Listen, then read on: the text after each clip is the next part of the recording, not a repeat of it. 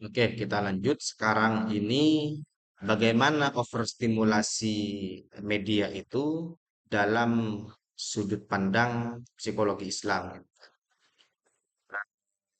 Pertama, menurut artikel yang saya baca itu, eh, ketika seorang anak atau remaja mengalami overstimulasi terhadap media, maka ada potensi anak atau remaja itu mengalami gangguan terhadap fitrahnya sebagai anak-anak dan sebagai remaja. Kenapa? Karena yang anak-anak terkadang tontonannya adalah tontonan remaja. Yang remaja tontonannya kadang nak-kanak atau atau begini, tontonan yang tidak sesuai dengan umur mereka. Nah, gitulah. Jadi tontonan yang tidak sesuai dengan perkembangan umur atau apa ya, tingkatan umur mereka itu akan mengakibatkan gangguan terhadap fitrahnya sebagai anak-anak dan fitrahnya sebagai remaja. Salah satu contohnya seperti FOMO tadi itu kan. FOMO itu kan merasa dirinya harus selalu terhubung dengan dunia lain dan kalau tidak terhubung dirinya merasa ketinggalan. Itu kan sudah apa ya? Semacam ketakutan yang tidak semestinya ada. Takut ketinggalan, takut ketinggalan informasi. Jadi saking takut takut ketinggalan eh, pengajaran itu kan lumayan. Ini takut ketinggalan tontonan. Kemudian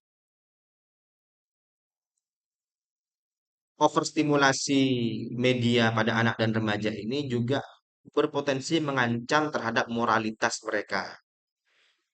Terutama konten-konten yang sudah tidak lagi apa ya, tidak lagi mempertimbangkan aspek moralitas, aspek kehormatan misalkan. Bedese abengka, bedese bu melabu meloloh.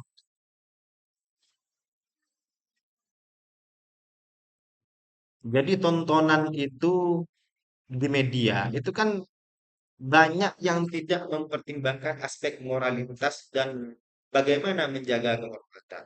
Kenapa?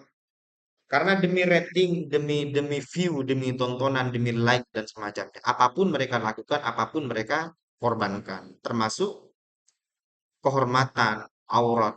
Kadang tidak diperhatikan di situ kan. Efeknya apa?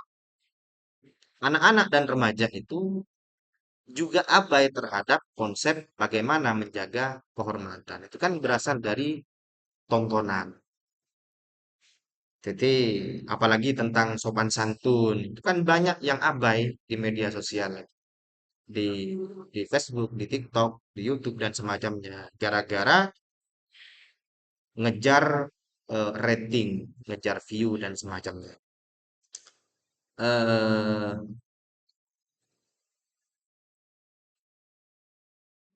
Kemudian ada juga ancaman semakin hilangnya batas pergaulan.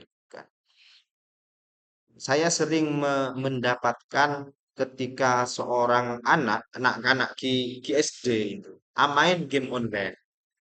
Ketika anak main game online itu kan bisa berkomunikasi dengan pemain game online yang lain.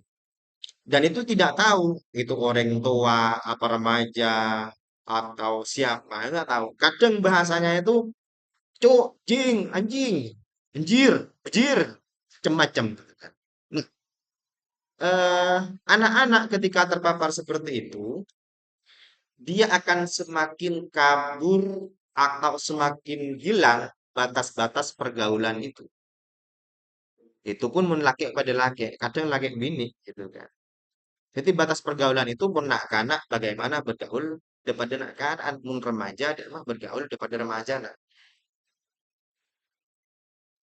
Jangan sampai eh, anak-anak sekir guru ajar main game online berinteraksi dengan anak remaja yang sudah yang sudah jam tayangnya tinggi sampai keluar bahasa-bahasa yang mengindikasikan mulut mereka itu akaton apa ya akaton tak sepantasnya mereka mengatakan demikian. Jing, nying, cuk, aja. Macam-macam itu kan. Dan tidak sedikit anak-anak di sekitaran rumah dan kita tangkap ini menirukan hal itu. Dia mencuk, dia menying. Itu kan niru dari tontonan dari game online. Jadi itu overstimulasi yang mengancam terhadap batas-batas pergaulan. Semakin tak jelas lagi masalahnya. Kemudian eh, kemudian dari perspektif psikologi Islam yang lain, overstimulasi media pada anak dan remaja itu seperti yang saya katakan tadi akan mengganggu konsentrasi dan fokus, maka dalam perspektif psikologi Islam itu akan melemahkan niat seseorang. Jadi seseorang akan sulit untuk fokus terhadap satu hal. Kalau dalam psikologi Islam akan sulit untuk khusyuk. Nah, itulah. Kemudian ada apa ya? Akan melemahkan kontrol diri yang semestinya diajarkan oleh orang tua kepada anak sedini mungkin. Jadi kesimpulannya, kalau dalam psikologi Islam itu overstimulasi itu dianggap apa ya?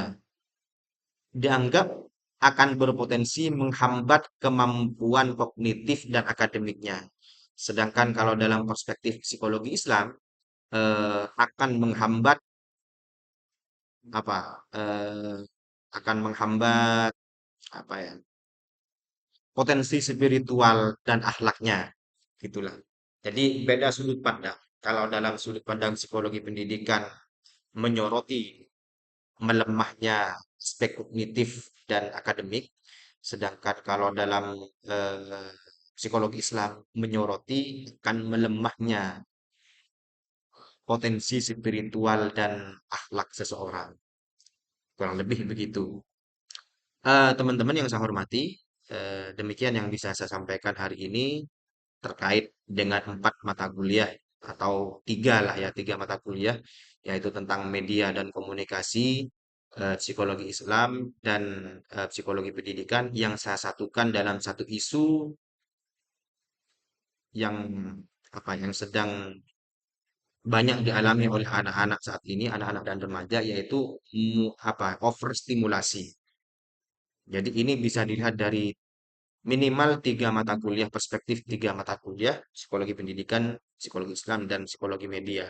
Nah, overstimulasi itu, seperti yang saya katakan tadi, yang dialami oleh anak-anak sekarang itu overstimulasi terjadi pada penggunaan gadget atau media. Maka, eh, para mahasiswa yang saat ini mengampu mata kuliah psikologi media dan komunikasi, ketahuilah bahwa karakter anak dan remaja itu saat ini sepertinya eh, istilah atau makol atau hadis apa saya lupa bahwa seorang orang tua atau ibu itu adalah madrasah pertama, sepertinya saat ini itu sudah mulai bergeser.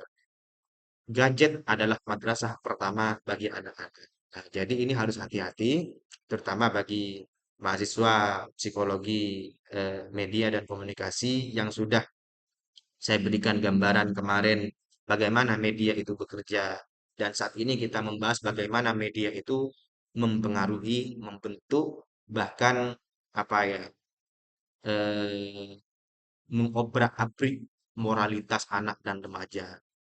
Itu mayoritas atau dominasi degradasi moral itu disebabkan karena penggunaan gadget yang berlebihan sehingga mengakibatkan overstimulasi yang kita bahas saat ini.